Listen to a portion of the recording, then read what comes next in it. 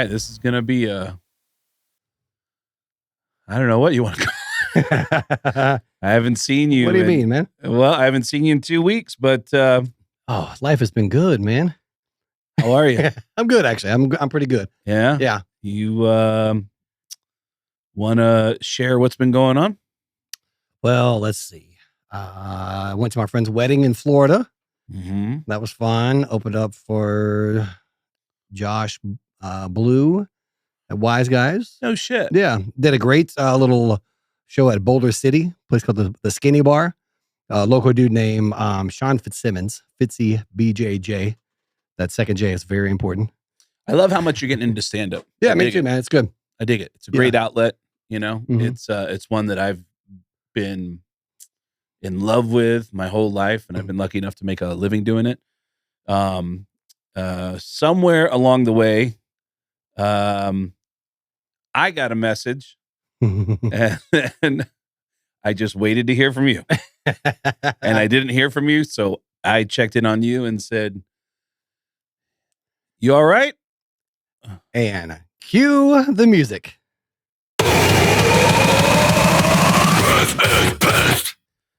I'm pissed at me right now. As a recovering addict, as you start to do the work and you realize that drugs and alcohol were the symptoms of deeper stuff, got rid of the drugs and alcohol a while ago. But you find that as an addict, as a musician, as an entertainer, you find yourself still looking for ways to fill that hole, that internal for sure. hole. You start a lot of people in recovery start getting fat. I did like the first 6 months. I think I had a root beer float every single day.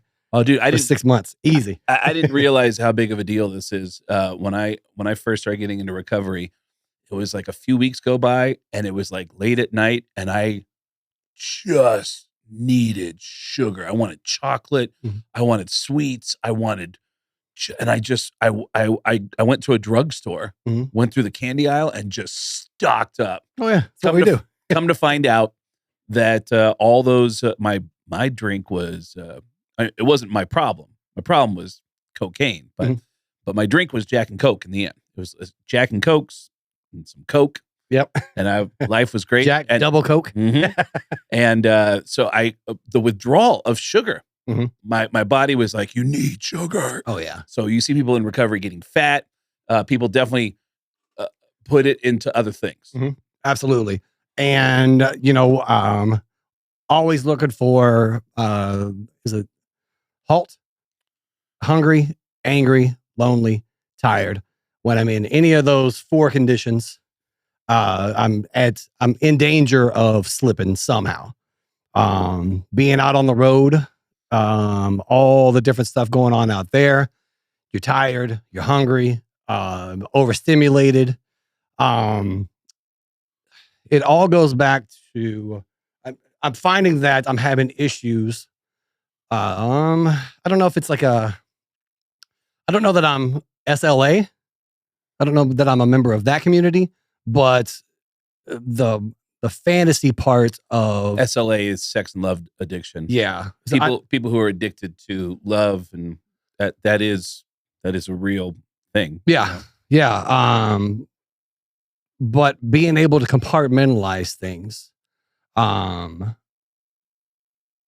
fantasy, the wanting to have outside affirmation still, even this long into recovery, even this long into all the work and whatnot. There's times when you don't feel really that good, and with an inbox full of incoming messages, apparently the correct response when someone sends you nudes in a DM is not to go nice.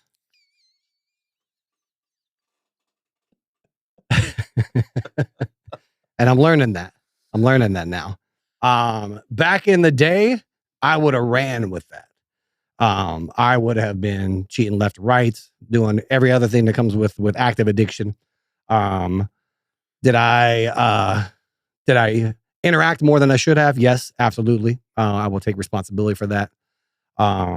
The relationship is rocky at this moment.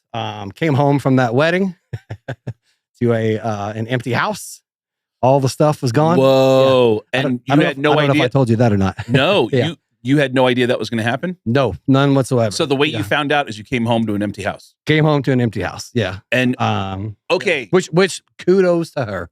That is fucking sweet. If I wasn't in love with her beforehand, woo, boss bitch shit like that. Oh, that is good. It's funny I'm because down with that vindictive fucking fuck you, I'm out of here kind of shit. That ruled. The message I got from her was, hey, just want to give you a heads up. I'm leaving Chris. Kind of sucks because I really liked hanging out with you, but later. And I was like, oh man, I'm sorry to hear that. She goes, me too. And I'm like, all right. Kept looking at my phone. Yeah. Like, gonna be hearing any time now. You know me. Like, nothing. I ain't reaching out for shit. You know that. And which is why after a few hours I was like, all right, I have to check in on him to see how he's doing. So you come home, you open the door. So let me back up first. Yeah, I was gonna walk me through because piecing this together on your end is gonna be fascinating. Yeah, this was so before I left, we had been intimate. Saturday morning? I left Saturday morning. We were intimate Saturday morning, so no clue that anything was going on. Had no clue. Everything seemed normal. Maybe a little pull away here and there, but completely surprised. Caught by surprise. Saturday morning, you get on a plane, you fly to a wedding. Florida. I went to the wedding on Sunday, flew back super early on Monday morning. And I walked into the house after having maybe slept for 4 hours. Whoa. Just in feeling 36 hours, she cleaned the place out? Yeah. Yeah. Whoa. Like I said, kudos to her. I got to look at the message and see what day she sent me that. Massive overreaction. Massive overreaction. I don't want to get into too much personal stuff, but we're already there. No, I mean on her part. Okay. I am part of this podcast for me is to be able to be real, be vulnerable, be honest about stuff, share with the things that happen to me, because I know with the platform that I have, a lot of people listen, a lot of people going through stuff. And just for the gawker factor, people love hearing shit going on with their favorite, people of interest. So I'm going to put this all on me. There are things that are being worked on right now. It was nice having that slap across the face with the letter that was there. She made me think about, she left. Okay, let me back up. Sorry. Yeah. So I pull into the garage and my bicycle is in the way. It's not in the spot where I normally keep it. Right where I was pulling in the car. And I'm like, why has my bike been moved? Now I can't park. And I just stopped at Albertsons to get some food, got some desserts for her. Oh, it's gonna be good tonight. Yeah. Oh my dude, I'm a sweetheart. I really am. You are. I will give you that. Yeah. So that's how I describe him. Every time my comedians come into town, I go, "Hey, can I send a buddy of mine? He's a musician. He plays in the band Five Finger Death Punch. He looks scary as shit, but he's a sweetheart." Yes. And so I pulled in the garage. The bike was there, and then I noticed that this bed frame that was normally in the garage wasn't in there anymore. I was like, "Oh, that's cool. She must have gave that away finally." And then I walked in the front door. I saw house keys there. I saw the garage door opener and just a letter. And I was like, damn, she's good. What were you thinking before you opened the letter? I had no idea. She's gone. Actually, there were some lingering issues that have kind of been going on for a little bit. That have been stressful. Yeah, stressful. Okay. Dating a touring musician, it is difficult. We're gone all the time. We are people pleasers. I definitely am. Mm-hmm. Have people coming at you all the time. You're gone all the time. Overly sensitive quite a bit as well. I know I look unfuckwithable, but very much a boy named Sue. Yeah. You got to get like this, dude. It's to fight it all off. But and creative people are sensitive people. And just, like I said, it's a whole different ball of wax. It's difficult on very many levels. So hats off to her for having been there for, we got past a year. Distance wise, she was in Colorado. I was down here. So, a lot of distance altogether. And one of the big things was, and this, after getting sober, I reestablished my relationship. I knew you were going to say that. Yeah. And I reestablished my friendship with my ex-wife. Which is incredible. Yeah. I mean, that is something that everyone that knows you is like, anyone who knows you and knows about your relationship with your ex is like, how crazy is that, man? They're totally kosher with each other. They hang out. Yeah. They're friends. Yep. Like that. It even threw me for a loop because when I first met you, you were still married. Then you guys went through your divorce. And then sometime later, she comes back in and I'm like, oh, so how should I? Yeah. Hey. So good to see you. So add that on top of being a musician, and all the other stuff. I'm very, I'm an onion, lots of layers. I don't want to say difficult, but unique. There's a lot of unique circumstances going on with all that is this right here. So before you open the letter, you can already assess right now before you open the letter, holy shit, she's gone. She took everything with her. You know that. Yeah. You know that before you open the letter. Yes, I think so. Yeah. Okay. Actually, I don't know if at this point, because she'd been talking about finding her own place. She moved in back in May while I was gone on the road. And the whole point was, hey, I'm gone. You take care of the house. Just kind of watch it. Gives you a place to stay for free. Yeah. You can build up some money. And then, when I get back, reconsider and possible have our own places. So I was like, oh, maybe but that's weird. Why would she just leave the keys and whatnot? Now, when you open the letter, is it a long letter or it's a front and back of the page? Okay. And again, I was gonna say it would be even crazier if it was just like, peace, bitch. Yeah. No, it was signature. Long. There was a lot of thank yous in the very beginning. I don't mean to. I didn't hear you. I mean, it's fun though. Yeah. Yeah. Life is fun. Well, yeah, I mean, you're definitely working through it. I mean, yeah. You've had some text exchanges that you're definitely getting to the bottom of where you're taking care of your side of the street and realizing shit. Absolutely. You're realizing she has every right. Yep. So anyways, so you open up the letter and it's a front and back. Yep. And the first part is like thank yous for the good stuff that has come out of our lives. She very supportive place. Thank you. I'll help you out. I'm keeping this off the table. She starts out with thank yous. Yeah, thank yous for different stuff that has happened over the last year. We've grown a lot together. We found a lot of shared interests and really have kind of been the champions for one another. Specifically comedy. Yeah. Comedy's been a big one. She also does stand up as well. And has really come into that. So she was thanking me for that, and then brought up the possibility of my having SLA type issues. Okay. Like I said, I'm not sure how specific to get on these things. Whatever you're comfortable with. Yeah. So like I've always been like, I remember my first experience finding porn. It was a magazine way back in probably 5th grade. So I feel like I kind of live in this fantasy world a little bit where I'm able to like porn's over here and then real life is here. This is all fantasy and whatnot. The problem is still being able to compartmentalize. So if someone reaches out to me on a DM, just the fact that I know that I could is enough for me these days. Back in the day, I definitely would have followed through on that stuff and did back in the day, which I've been very vocal about that too. And a lot of that has to do, like today I have been 1 week free of no porn, completely got rid of all that stuff. I've worked so hard to remove negative stimuli from my life, whether it's drugs, alcohol, reading the news, worried about other people's problems, anything negative. I don't want to consume that.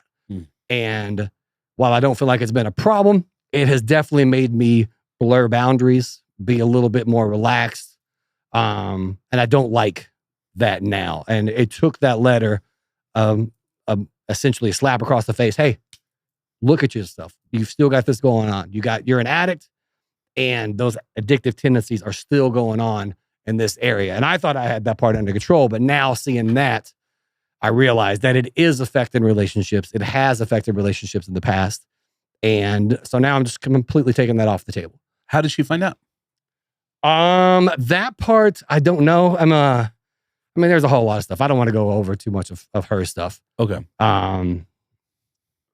Yeah. But she found out that she was able to find out that you were responding to girls. Yeah.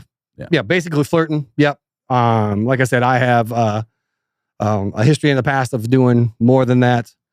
But those boundaries still blurred, and I realized that it's not the right place for me to be acting like that. Particularly in a relationship, but being a people pleaser, being an entertainer, those lines become blurred. And and I'd felt the disgust from myself, even as I was interacting. This has been months. And had nipped it in the bud, pulled back, completely cut off. And sure enough, it pops back up again. And What do you mean to discuss? Like you would like engage and then go like, oof. Like just accepting. Yeah, just speaking like a man in a relationship shouldn't be speaking. Right. Basically. Leading on, manipulating, definitely. Trying to control the conversation so that it's, heaping praise upon me, making me feel better about myself. Like I was going through some stuff, out on the road. And just, I found myself looking for outside affirmation. I feel like there's been a real evolution to rock stars over the decades. That the rock stars of the 60s and 70s who could have it all just took it all and are mostly really broken people. Absolutely. And you can see the evidence of it. The drugs and alcohol, you can see the evidence of it clearly. The 80s, which was all about excess and taking all of that to the nth degree. A lot of those guys psychologically are so fucking warped. And comedy and musicians, comedians, it's evolved so much into having real conversations like what you're talking about how unhealthy, not just the excess of drugs and alcohol, but the excess of access. Yeah. Yep. Yeah. I mean, it hit me when I first quit everything.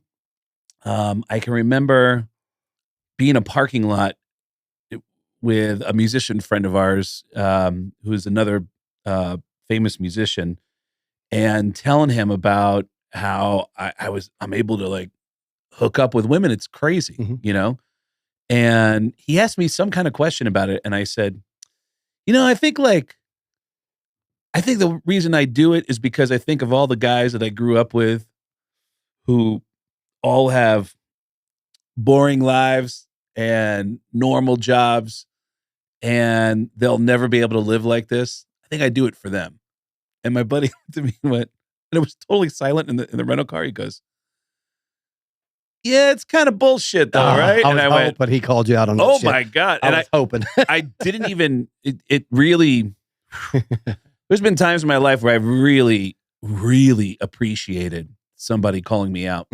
And man, did that cut me to my core. I was like, yeah, but there's no defense to that. None. Yeah. It's total bullshit. Yeah. It all essentially comes down to feeling less than for whatever reason and looking to other outside sources to, again, fill that God-sized hole, they say.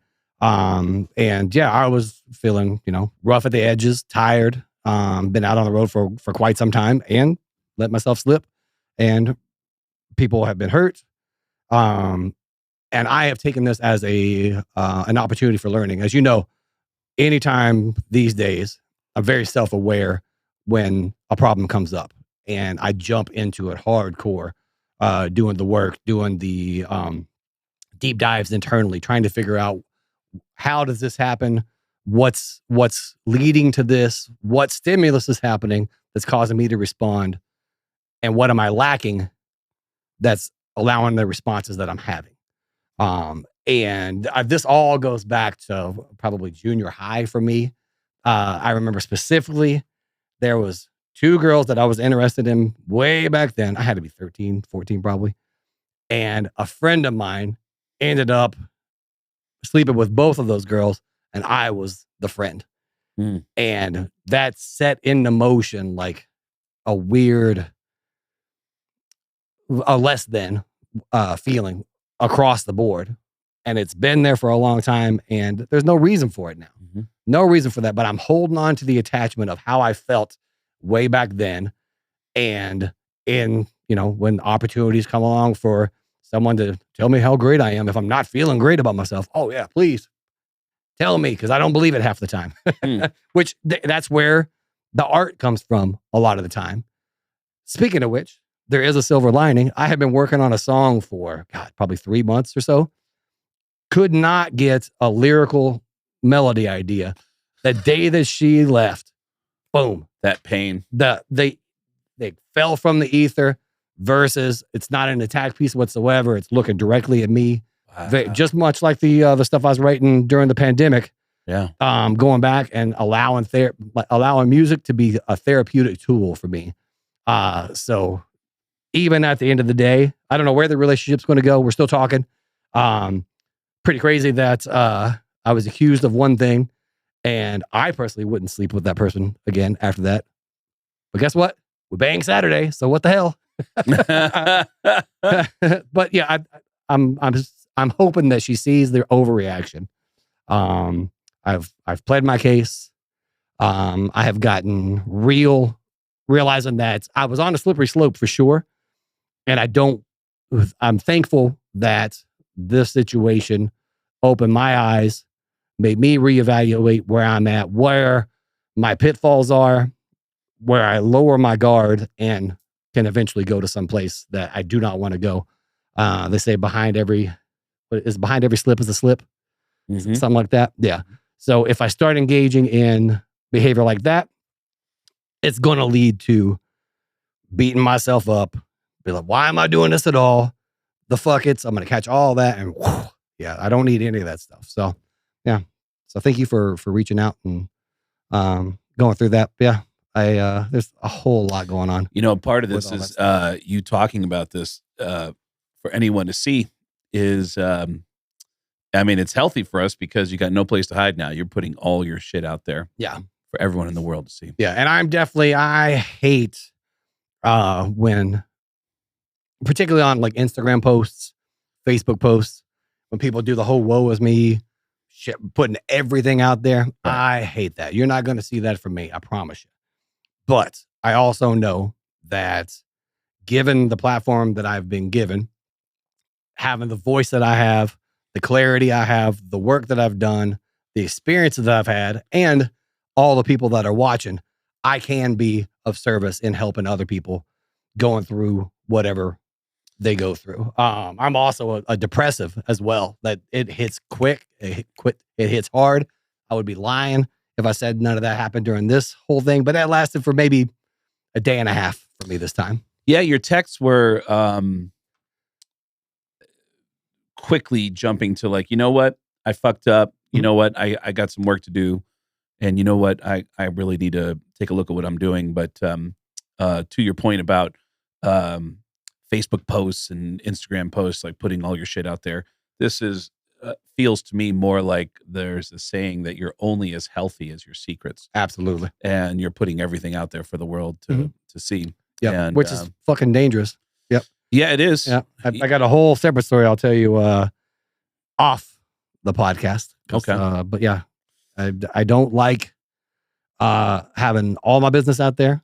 I have worked very hard to have a solid inner circle. They know everything.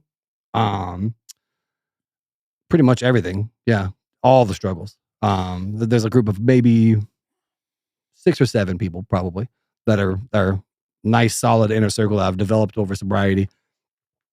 People I sell a gratitude list with, and there's very few people that I open up to like that. Again, I'm aware of, and I'm no fucking celebrity, but I have eyes on me. I have people who care about the music, who are concerned about daily life. I really don't share a whole lot of like personal stuff. I used to back in the day. Actually, this is something that is an interesting story for the podcast. I used to be married back in the day, still good friends with her. And one time I was at a concert and just a random fan asked me, "Hey, why didn't you do Shiprock this year?" And the person next to him goes, "Oh, because he went to Cabo during that time instead of going to the Ship." I'm like, I don't even remember that. So the fact that people pay so much attention that they would remember why I didn't go somewhere, I was just like, oh, I'm putting too much stuff out there. I like my privacy. It is weird. Yeah. It is weird when people are paying attention to you. Yeah. And like, with a band like this, a successful band, anybody that experiences any success, there's going to be people that want to, aim for the top and try to take you down. And or just be drawn. Financially, you're not going to hurt me. Yeah. I can go back to bartending right now in Vegas. Or just be drawn to just want to get close to you. And it's a standard thing of like, women, people with drugs. Mm-hmm. I got to say, man, over the years, there's been a handful of Five Finger Death Punch shows that I've gone to. And every time I gone to the show, it's like, man, there are some women at the show. Like, it's kind of crazy. I don't see them. I see them in the DMs. Yeah. Not in the crowd. No, I've definitely. Honestly, though, I'm so busy working up there, I really don't even get to look out that much until the bleeding. And then I kind of look out. And there's only been like, I just started getting more personal really in the last few years. I remember telling a story on the Howard Stern show just because it was funny. Mm-hmm. It was funny that the first time I went to a rehab, nobody told me I checked into a gay rehab. And I was like, what the fuck? Like, I had no idea. And it's funny. The universe guides and knew what you needed. Yeah. I ended up checking into a gay rehab and it's still gay somehow. I don't get it. Folks, rehab did not work on that part.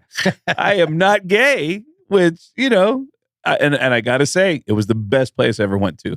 Was a rehab. Yes, it was. It really was, man. The people I met there were just absolutely incredible. Club Med for you. It wasn't gay and lesbian exclusive, but it was gay and lesbian friendly. It was in this neighborhood in Seattle where I happened to be living with a girl. It's a very gay neighborhood, Capitol Hill. It's the gay district of Seattle. And I told the story on the air. And the kind of intense personal feedback I got from people, I was like, whoa. I was just trying to share a funny story. Yeah. And the feedback I got was so personal. Oh, yeah. You got personal. People are hurting out there. Oh, absolutely. People are hurting. They're isolated. Yep. They need someone to talk to. Yep. And that's one reason why I do talk about the things that I do talk about, because I know with the fan base that surrounds this band, there's a lot of big, strong, tough dudes who going through some stuff and do not want to talk about it. So for me to be this big, strong, tough dude who also is open, talking about struggles, letting people know, on stage, I'm a god. I am unfuckwithable on stage.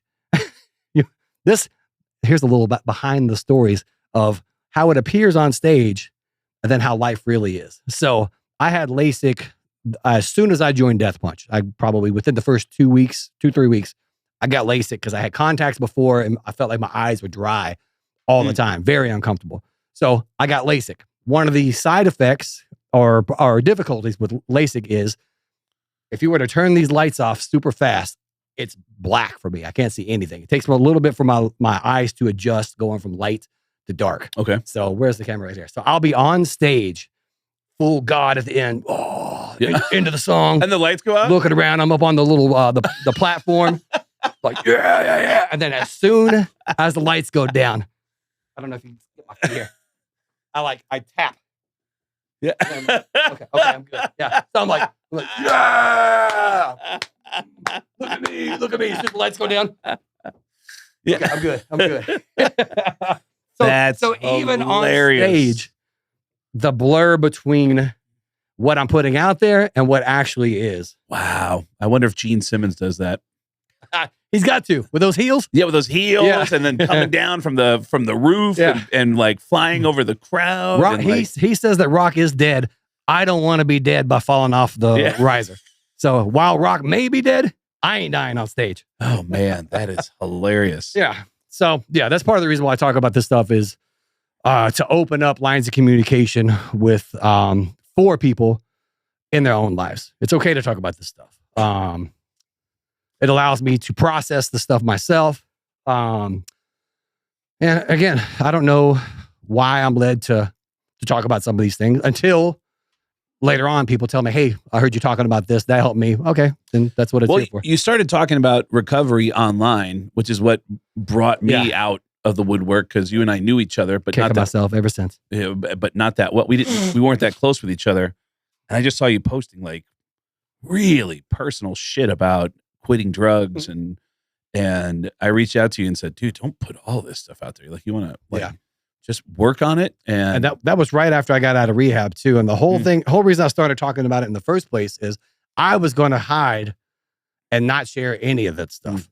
I basically snuck into rehab without telling anybody other than like a handful of 3 or 4 people probably. The band didn't even know. So when I got in there, I was like, I'm going to take care of my stuff. I'm good. What was going on at that point when you said, I need to do this for me and not tell anybody? I just didn't want I didn't want to worry about other people worrying about me. Right. But what was going on? Like, where were you at with drugs and alcohol at that point that you're like, shit, this is a problem? The depression stuff. Yeah. Oh, wow. Yeah. I was super empty and I was hurtling towards, a permanent solution to temporary problems. You were having those kind of thoughts. Not even thoughts, actions. I was going for it. Oh, really? Oh, yeah. You had attempts? 2 in 30 days, about the last run, 2018 probably. How'd you try to do it? I don't want to get into all that stuff. Okay. Yeah, but you tried to end your life. Tried. Yeah, one of them was drugs. I was basically just trying to overdose. Do so much. Yeah, and the next morning when I woke up, I was like, fuck, I'm still here. And the voice was like, what are you doing? This is not you. Call your buddy. And then, went to rehab that same day. Wow. But yeah, that's why I talk about this stuff. It's uncomfortable for me. I hate, I don't hate putting it out there, but I don't want people to worry. And once I've put something out here like this, I've already begun to work on it. So that's the thing that also worries me, being a public guy, is, and you know, when I write my gratitude list, if I'm in a bad mood, I put it in there. Hey, don't ask me about this. I'm processing all this stuff. I'm very much address my own stuff, move forward, and I don't like going back over it and over it and over it again. Once I've moved on, I don't want to move on. I hate people. Hey man, you doing okay? Yeah. Yes, I'm still sober. I know what you're asking. Hey man, I'm just calling to check on you. Yeah, I remember one time you going through a tough time and asking you about what was going on, and you kind of came back at me with that same kind of attitude, and I was like, whoa. All right, well, listen, man. I'm here. I love you. It's intense. Let me interrupt one quick, because you said something very important to me when I was going through it in 2020.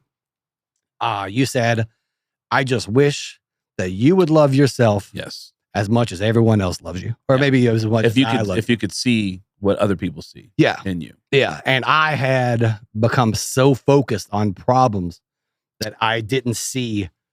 And the same thing happened on this one. Not as much of a reaction on my end as it would have been prior. But I definitely was feeling, I needed outside affirmation. Stuff was going on that I just didn't feel good about, a lot of stuff, honestly. And as an addict, I have a tendency to go outside of here looking for stuff that's going to make me feel good. It was drugs and alcohol back in the day. It could be anything from, not with me, but like video games. Hell, even music, really. A lot of that is just to, escape. And luckily, the escape now for me is diving into music therapeutically to cleanse all that stuff out And yeah, I wrote a bunch of songs over the pandemic, sitting on 14, probably. You've heard them. I Got feel a like great song now. I'm really happy about these verses. So, and that's another thing too. Like I hadn't written in a little while. So to go through all this stuff and then finally be writing, I'm like, I was mad. I was like, do I have to like be in a bad place to start writing? This is never going away. Yeah, spiraling. Yeah. I guess if I'm supposed to be in a bad mood to create, fuck it. I guess I'm going to be in a bad mood. Oh, they, for years, musicians and comedians would always think, I got to be fucked up to create. Mhm. I got to be high. I got to be drunk to And be able to create. yeah, I don't think that, but I definitely think life's got to be fucked up, and I got to be fucked up in the head to get anything creatively out that interests me. I feel like there's been a big change in you in the last few years just from the gratitude list. And I've read that the whole point of doing a gratitude list, writing every day a list of things that you're grateful for. And that could be a chore of just, all right, what am I grateful for? All right, I'm grateful that the weather's nice. Mhm. I'm grateful that, whatever, that it actually rewires the circuitry in your brain. And I've noticed a change in you in the last few years just from doing those gratitude lists. But it is unusual. People don't think of guys who do what you do for a living, being a rock star, Mhm. as having problems. Number one, girlfriend problems. Mhm. Number two, because just like, man, look at all the girls you can get. Right. Like, And I'm very aware. Like I am aware how great my life actually is. I work an hour and a half a day. Sometimes. Yeah. I'm home all the way through April. So this job gives me a lot of free time to really be able to dig deep and do that work that I've been doing. But it also gives you a lot of free time to fuck up. Yeah. But you do a lot of work on it. I mean, you work harder at being in recovery than I do. Mhm. And I've been in recovery like, how many years, Craig? I just got 20. I got something for you, actually. Oh, get out of here. No way. Got this on the way in. Oh, man. Yeah, I literally just got 20 years. And so I'm going through this whole thing of like, no way. Gotcha. No way. Yep, I stopped on the way. This is why I was late today. Why are you a better friend to me than everyone else in my life? You hear that, Melissa? You hear it? Oh, my God. Look there at you this go. thing. No way. It's my honor to give you your 20 year. Oh, man. Super happy for you. You had let me know on Saturday that I think it was Saturday when you hit, right? Yeah, you made fun of me. Yeah. Oh, yeah. So let's go over that because that was fun for me. So tell me the message that you left me. This is what I did. I called and I said, hey, dude, it's Craig. I just got 20 years of recovery today. No drugs, no alcohol, 20 years of borrowed time. And it's making me think about the people that helped me get to where I'm at. And I just want to tell you that watching you go from where you were to where you're at today and watching this story arc play out in front of me has been inspiring. And it's helped me to get to where I'm at, man. And I just want to tell you, I'm drawn to people who are good people. And I'm grateful to have you in my life. And then what was your response? So I saw that you had called. I was driving, actually. I was like driving the Merc because I got no Bluetooth in there. Normally I would have picked up. Yeah, you didn't even know that I left you a message. No, I had no idea. And then, Sunday I wake up and I'm like, oh, Craig called yesterday. I need to call him back. So then I saw that you left a voice message. Listen to the voice message that you just said. Because I never leave you messages. No, yeah. And I was surprised. I was like, why didn't I don't even call you? We usually text. Yeah. I was like, why didn't he text back? That's weird. Then I saw that you'd voice messaged me, left the voice message. I listened to that. And then I called you back and I was like, hey, man, I remember that you called yesterday. So I just was checking, saw that you left a voicemail. And, I listened to that very thoughtful voicemail that you left. And, man, I just got one thing to say. Gay. Yeah, that was incredible. I am a great friend. I'm listening to it. And and then you get to that last word and I went, the fuck? gonna mock me on one of my greatest accomplishments ever? I'm not good at talking about real stuff, you know? Yeah, man. I had a heart attack on that same date, December 14th of 2002. And then on the 2-year anniversary of the heart attack is when it all kind of clicked. And I thought, man, this is ridiculous. How, speaking to the normies out there, how crazy is it? December 14th, was that 22 years ago? You have a heart attack. Yeah. It takes 2 more years to be like, you know what? Maybe it's time to stop. The heart attack scared me straight for a year and 2 weeks. Yeah. And then on New Year's Eve in this town, I was at a Metallica show. Yeah, baby, Vegas. Oh, it wasn't just the show. It was going to somebody's hotel room that night.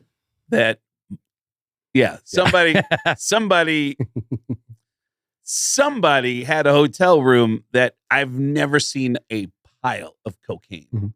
And the girl that I was dating at the time, really toxic relationship. I've talked about her before. She's actually the reason why I ended up moving into a famous dude's house. And we were fighting at the time, and I called her and said, hey. And she said, what do you want? She's mad at me. And I said, I know you're mad at me. I just want to tell you that I'm thinking about relapsing tonight. And she said, you know what? Fuck you. Oh. I don't care. You're on your own. Click. And it's still my decision. I'm the one who actually made the decision to do it. But I did it. And I relapsed that night. And then I couldn't get it back together. It was crazy, man. They always say that when you are sober, that addict is still doing push-ups outside your door. 100%. And when I relapsed, oh my God, everything was so much more intense. Yeah. And it wasn't just you. There's people I called who really tried to get through to me. I don't want to hear about them though. And this is our podcast. and so yeah, it's a miracle, man, because that first year that I got clean, 7 of my friends died. All comedians. Oh yeah. 4 drug overdoses, 3 drinking and driving car accidents. Mitch Hedberg was the first, my old roommate. Yep. And in the last 2 weeks before I got to 20, 2 other friends died. Really? Drug overdose. Damn. And alcoholism. You and I both know. Yeah. Yeah. And so yeah, it's a miracle. It's a miracle. But what's crazy is you alluded to this right from the very beginning. You take away the drugs and alcohol and you're like, oh man, I don't have drugs, I don't have alcohol. Man, life is good. And it's like, no, there's a reason why you ended up going to drugs and alcohol. And now you got to start working on yourself and figuring out all your character defects. Yeah. And that's where the real work comes in. Absolutely. And that's where you start to realize that you don't do things in healthy ways. And you really got to pick it apart. Man, this is an amazing gift. It's an amazing accomplishment. I really do appreciate it. Yeah. And I would like to lighten the mood before we get out.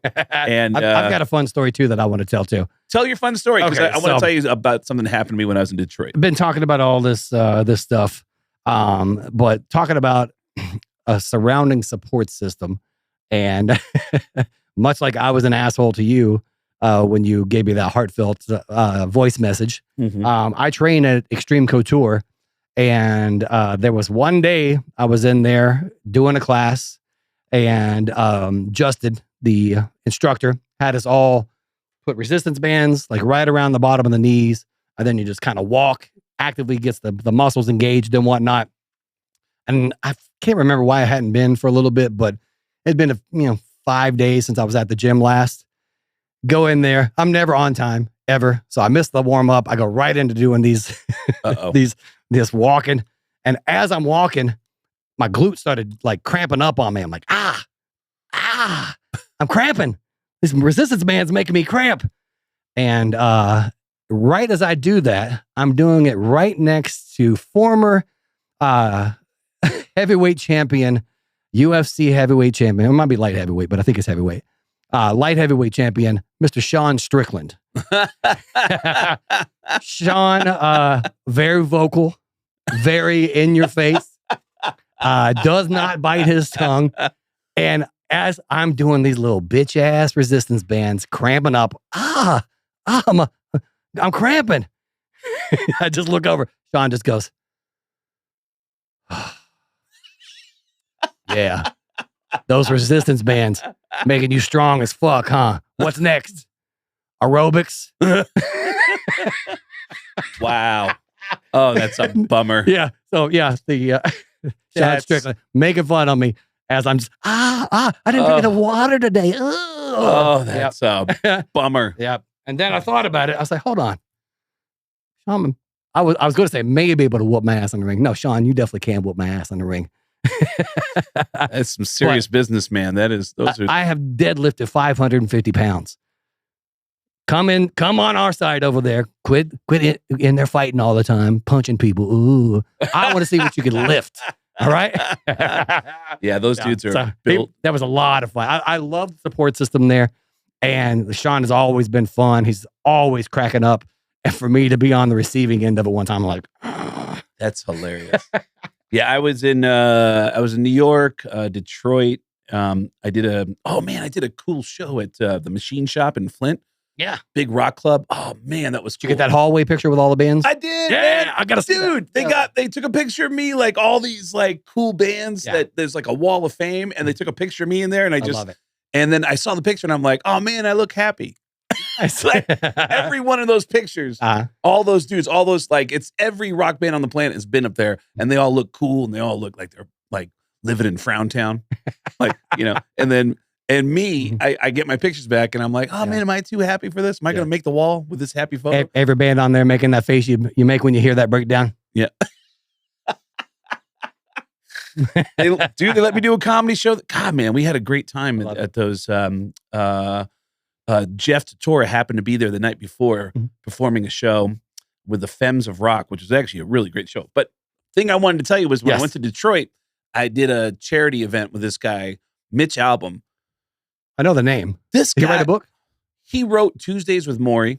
That's the one, yeah. And a bunch of other bestsellers that have also become movies.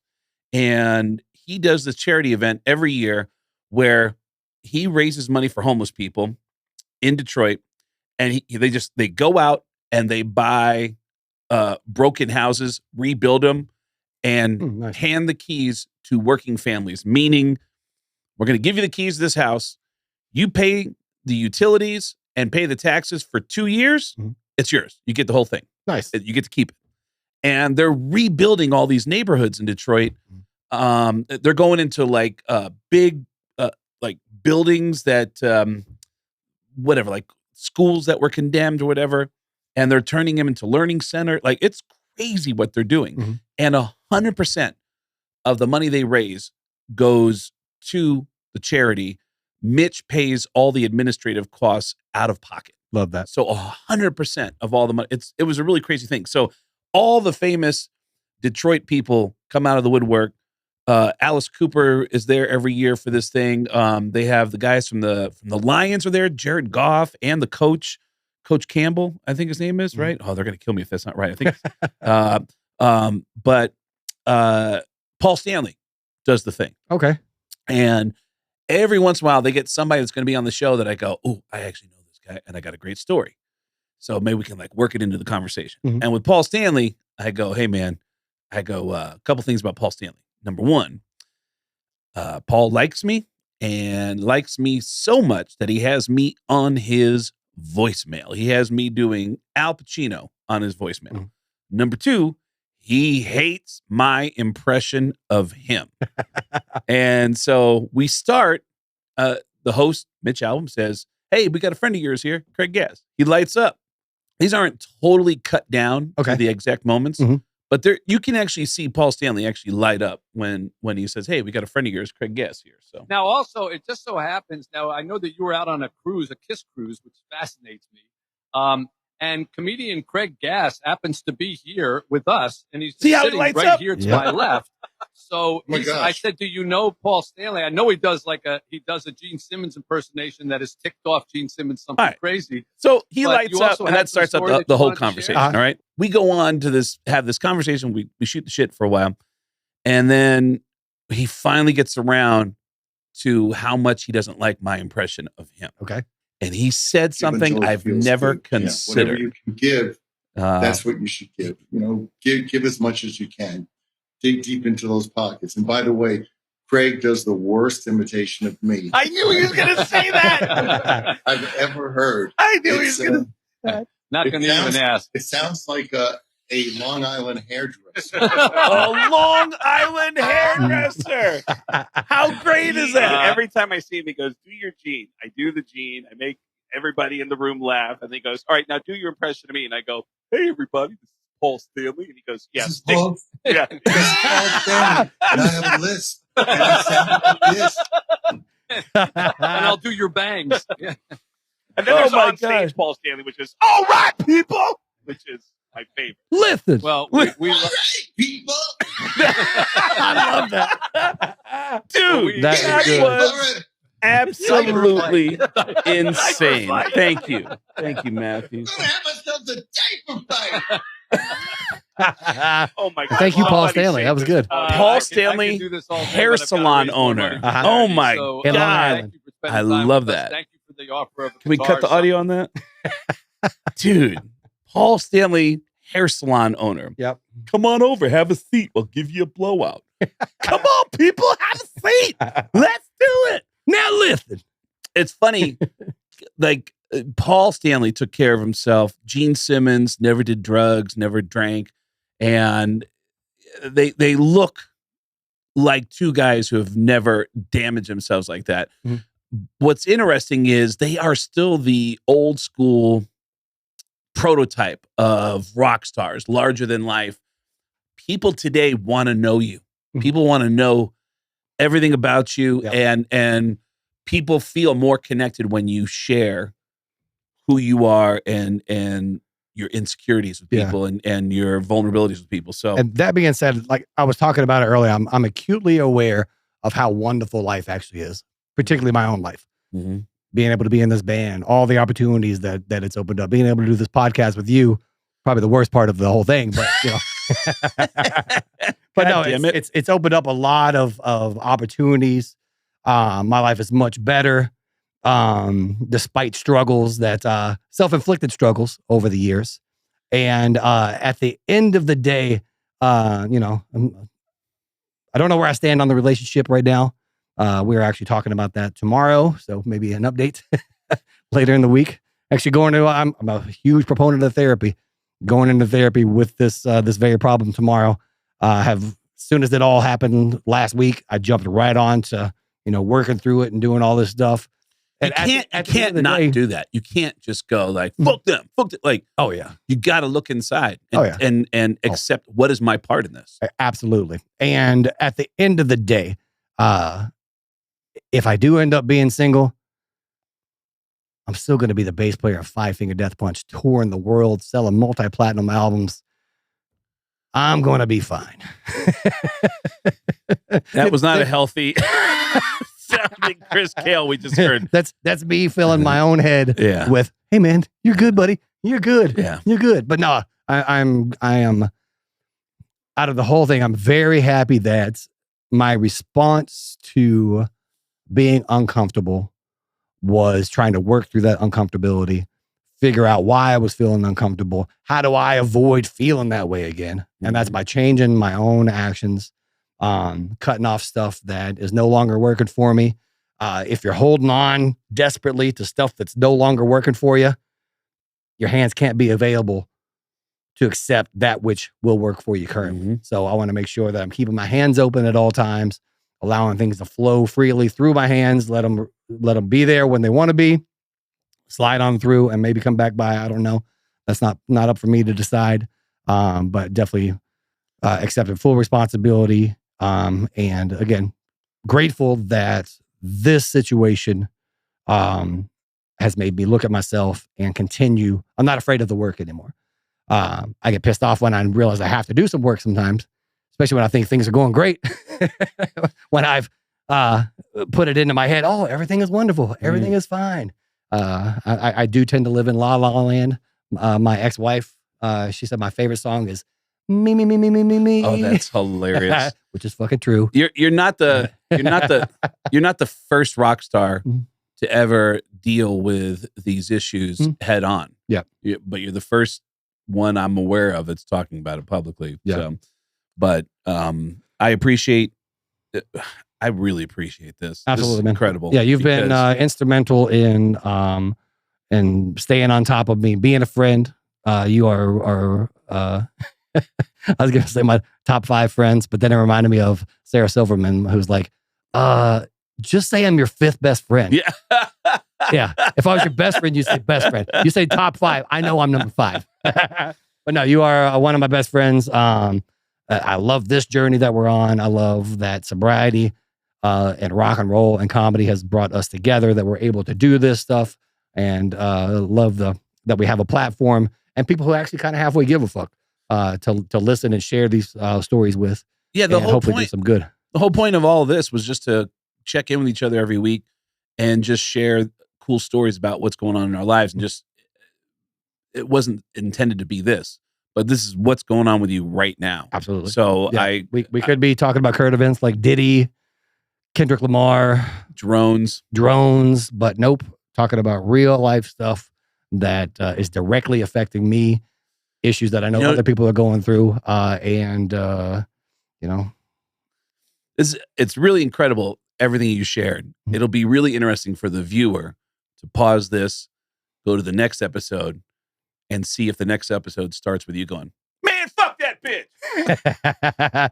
Let's see how healthy you get from this episode to the next one. You actually felt uncomfortable just me saying there certainly is still some of that in there. Yeah. I am, after all, human. And, in relationships, when they begin to sour or have issues, it's not just one person. Well, let's see what happens in the next episode of I want to see that Beardo and Weirdo and how that starts. And hopefully at this point, we get to put up that graphic that your girl has designed for us. Dude, we got an amazing graphic for it. And it's if it's not here, you'll be seeing in the next episode. Yep. Beardo and the Weirdo. One of us happens to be both. Thank you, buddy. Love you, man. Congratulations on 20 years. That's awesome. Thank you. And thank you, Maddie, just for being pretty.